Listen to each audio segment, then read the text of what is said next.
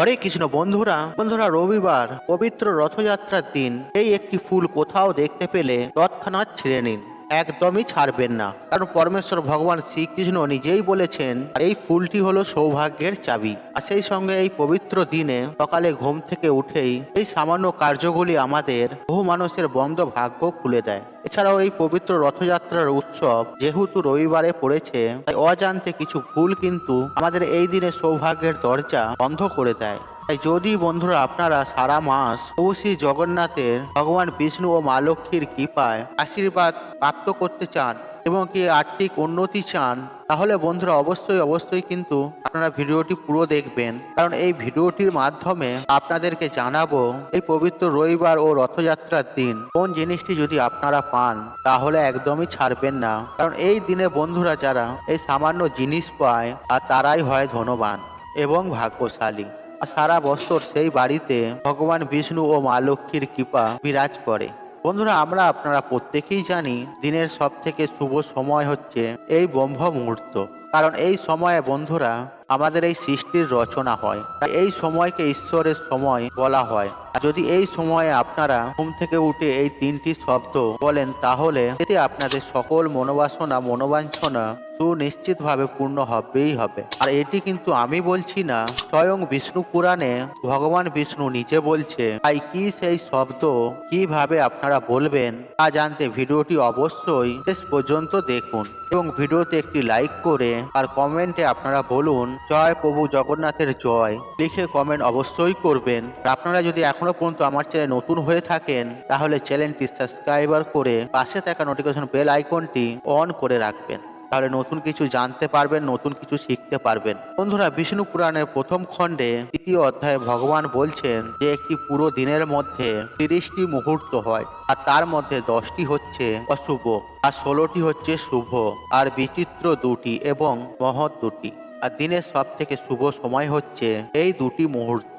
আর এই 2টি মুহূর্ত হচ্ছে ব্রহ্ম ও সমুদ্র, আর এই দুই মিলিয়েই হচ্ছে ব্রহ্ম মুহূর্ত, মানে 1 ঘন্টা 36 মিনিট। ধরুন আমাদের এখানে ভোর 5টার সময় সূর্য উদয় হয়, তার আগের 1 ঘন্টা 36 মিনিটটি হচ্ছে এই ব্রহ্ম মুহূর্ত। তাই এই সময়ের মধ্যেই কিন্তু আপনারা এই বিশেষ শব্দটি যদি বলতে পারেন তাহলে পুরো ইউনিভার্স আপনাকে আপনার মনের বাসনা পূর্ণ করতে সাহায্য করবে। আর এটা আমি বলছি না, আমাদের ঋষি মণিরা এবং ভগবান বিষ্ণু বলছেন যে সদা সর্বদাই যদি আপনারা পজিটিভ চিন্তা ভাবনা করেন তাহলে আমাদের আশেপাশে পজিটিভ এনার্জির আগমন বেড়ে যাবে, ফলে সর্ব কাজে আমরা সফলতা প্রাপ্ত করি। আর সেই পজিটিভ এনার্জি আমাদের সাহায্য করে।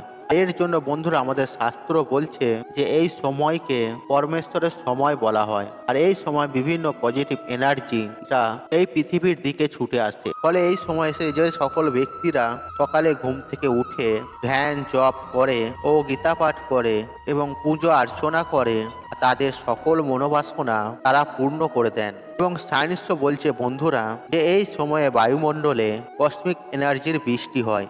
যেহেতু বন্ধুরা আমরা এই পৃথিবীতে বাস করি, এই কসমিক এনার্জিকে আমরা কিন্তু রিসিভ করি। তাই সেই কসমিক এনার্জি রিসিভ করার সময় যদি আমরা পড়াশোনা করি, ধ্যান করি বা এই মন্ত্রটি বলে নিজেদের মনোবাসনা বলি, তাহলে বন্ধুরা পুরো ইউনিভার্স, ঈশ্বর, এমনকি সকল দেবদূতেরা এই কাজেতে সাহায্য করতে লেগে যায়। তাই এর জন্য বন্ধুরা আপনারা ব্রহ্ম মুহূর্তে ঘুম থেকে উঠে আপনারা 3 বার এই মন্ত্রটি জপ করবেন। আর মন্ত্রটি হলো নীলাঞ্চন নিবাসয় নিত্যায় পরমাত্মনে বলভদ্র সুভদ্রা জগন্নাথম নম। নীলাঞ্চন নিবাসয় নিত্যায় পরমাত্মনে বলভদ্রম সুভদ্রম জগন্নাথম নম। এছাড়া বন্ধুরা হরে কৃষ্ণ মহামন্ত্র বা গায়ত্রী মন্ত্র জপ করবেন। হাত জড়ো করে ভগবানকে বলবেন, হে পরমাত্মা, আপনাকে অনেক অনেক ধন্যবাদ আজকের দিনটি নতুন করে শুরু করার জন্য, আমাকে এত ভাগ্যশালী বানানোর জন্য। তারপরে আপনারা আপনাদের যা মনোবাসনা মনস্কামনা রয়েছে তা পূর্ণ হয়ে গেছে তা এমন বলবেন এবং কল্পনা করবেন। যেমন ধরুন আপনার একটি ভালো চাকরি চাই বা আপনার একটি বাড়ি চাই কিংবা গাড়ি চাই, তাহলে আপনারা বলবেন, হে পরমাত্মা, আমাকে এত ভালো একটি চাকরি দেওয়ার জন্য বা আমাকে একটি ভালো ঘর দেওয়ার জন্য আপনাকে অনেক অনেক ধন্যবাদ। আমাকে এত ধন সম্পত্তি দেওয়ার জন্য আপনাকে অনেক অনেক ধন্যবাদ। আপনারা কিন্তু সেই সময় চাইবেন না আর বলবেন আমি পেয়ে গেছি। এইভাবে আপনারা প্রত্যেক দিন সকালে ব্রহ্ম মুহূর্তে ঘুম থেকে ওঠার পর আপনারা এই কল্পনা করবেন। এবার 21 বার অন্তত আপনারা এটি বলবেন। দেখবেন কিছু দিনের মধ্যে আপনাদের লাইফে তেমন পজিটিভিটি আগমন হয়েছে আর আপনাদের মনস্কামনা মনোবাসনা ধীরে ধীরে পূর্ণ হচ্ছে দেখবেন।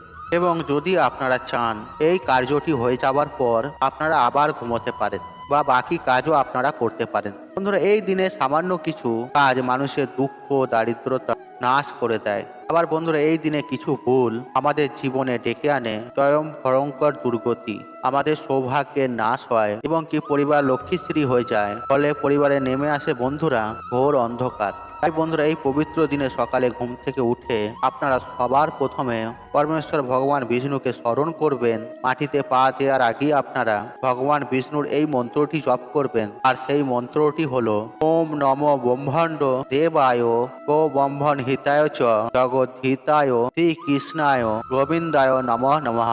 বন্ধুরা, যদি আপনারা এই পবিত্রতম দিনে সকালে এই মন্ত্রটি জপ করতে না পারেন, তাহলে বন্ধুরা স্নান করে এসে আপনারা অবশ্যই এই মন্ত্রটি জপ করবেন। এবং এই দিন সকালে ঘুম থেকে উঠে আপনারা কোন জিনিসগুলো ভুল করে একদমই দেখবেন না, চলুন এবার আপনাদেরকে জানিয়ে রাখি। বন্ধুরা, এই দিন সকালে ঘুম থেকে উঠে আপনারা কোনো কিছু দর্শনের আগে ভগবানের দর্শন করুন। ঘুম থেকে উঠেই আপনারা ফাঁকা কলসি দেখবেন না, ঝগড়া ঝামেলা বা অস্থির কিছু দেখবেন না। আর এই দিন আপনারা যতটা পারবেন এই সব থেকে দূরে থাকুন। আর সকালে রান্নাঘরে প্রবেশ করার আগে আড়ি বা ফাঁকা পাত্র দেখার আগে ভগবানকে স্মরণ করে তারপর দর্শন করুন। বন্ধুরা, এই দিন ঘুম থেকে উঠেই আপনারা কারো ছায়া বা আয়না দেখবেন না। ঠিক তেমনই মনে রাখবেন, এই দিন শরীরে বা মাথায় তেল শ্যাম্পু সাবান এগুলি দেবেন না।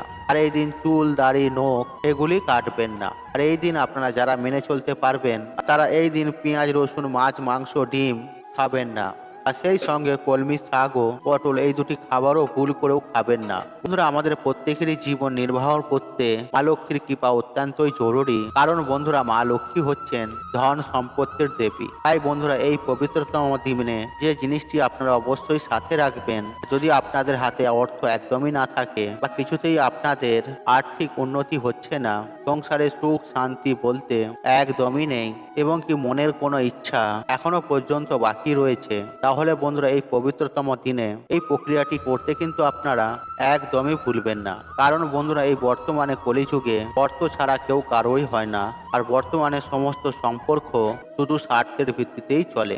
আর যার টাকা আছে তাকে সবাই সম্মান করে, আর যার টাকা নেই তাকে লোকেরা মানুষও ভাবে না। তাই বন্ধুরা, জীবনে বাধা বিঘ্ন তো আসবেই, কিন্তু সেই থেকে আমাদের কিভাবে বেরোতে হবে তা আমাদের নিজেদেরকেই খুঁজে বার করতে হবে। তাই আমাদের বিভিন্ন রকমের টোটকা বা নিয়ম পালন করতে হবে। বন্ধুরা, যেদিন ভগবান আমাদের মনের কথা শুনবে আর সেই দিন অবশ্যই আমাদের সমস্ত ইচ্ছা পূর্ণ হবে।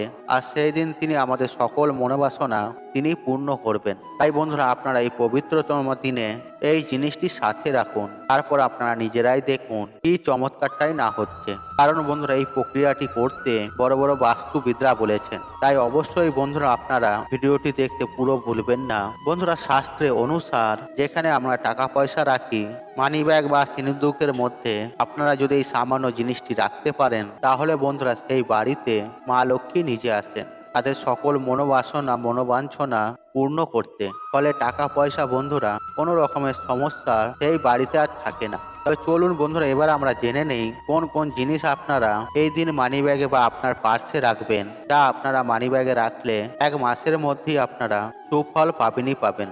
নাম্বার 1, তুলসী মঞ্চরি। বন্ধুরা, মনে করা হয় যে তুলসী গাছে ভগবান বিষ্ণু ও মা লক্ষ্মী উভয়েরই বাস রয়েছে। নিয়মিত তুলসী গাছের পুজো অর্চনায় মানুষের দুর্ভাগ্যের নাশ হয়, বাড়িতে ভগবান বিষ্ণু ও মা লক্ষ্মীর কৃপা হয়। তো হয়তো বন্ধুরা আপনারা অনেকেই জানেন না, তুলসী মঞ্জুরি বাড়িতে রাখলে আমাদের আর্থিক উন্নতি হয়। এটি ভগবান বিষ্ণু ও মা লক্ষ্মী অত্যন্ত প্রিয়।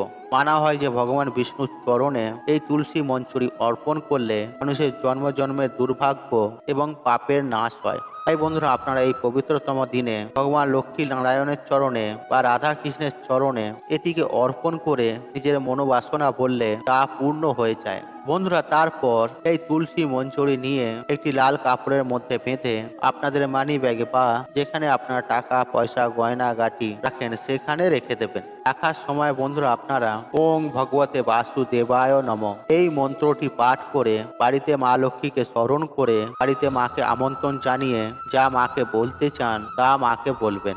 নাম্বার 2, বন্ধুরা আপনারা তুলসী মঞ্জুরির জায়গায় তুলসী গাছের শিকড়ও কিন্তু আপনারা ব্যবহার করতে পারেন। বাকি সব একই প্রক্রিয়া। বন্ধুরা এই পবিত্রতম দিনে পারলে 11টি পদ্ম গাছের বীজ জোগাড় করবেন এবং মা লক্ষ্মীর চরণে সেগুলি রেখে বাড়িতে আপনারা লক্ষ্মী পাঁচালী পাঠ করে একটি আসনে বসে ওং ভগবতে বাসুদেবায় নমঃ আর এই মন্ত্রটি আপনারা 108 বার জপ করে এরপর সেই জিনিসগুলিকে লাল কাপড়ের মধ্যে বেঁধে যেখানে আপনারা টাকা পয়সা বা গয়নাগাটি রাখেন আর সেখানে সেম ভাবে রেখে দিন।